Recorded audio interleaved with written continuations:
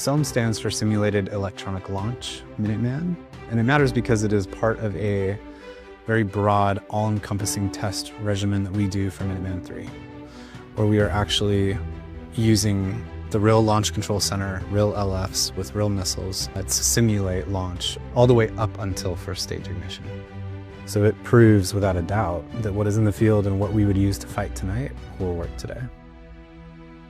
So our nation's nuclear deterrent is strong, and the only way for us to demonstrate that without testing, in the sense of, the Cold War style testing where we're exploding weapons in the desert and that kind of stuff, is to show that a live fielded weapon system can respond and will respond on demand consistently when we need it.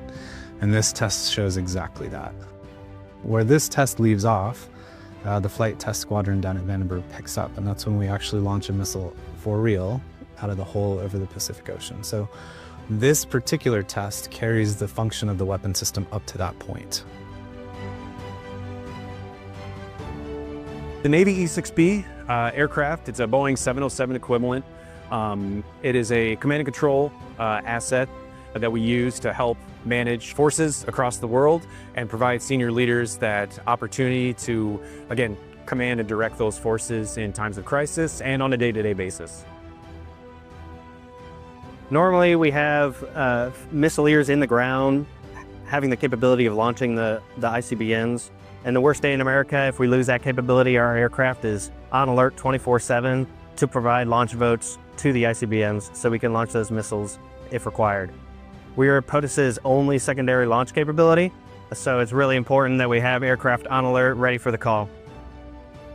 Watching SELM happen firsthand, especially in today's era where our adversaries, as well as our allies, as well as our people, they see the weapon system and they know it to be old. And they assume old things don't always work very well. What this particular test does is it shows everyone in that lineup, adversaries most importantly, the credibility and the combat lethality of this weapon system. So regardless of how old it is, when you get to watch that door roll back on command as designed 40 or 50 years ago, then you know what's sitting right underneath that door, and you watch those test launches off the coast of Vandenberg, you know very clearly this weapon system is credible. So seeing this firsthand is an unbelievable motivator for the team here that's accomplished the test. But it should also serve as a very stark warning for anybody who would care to test the credibility of this deterrent.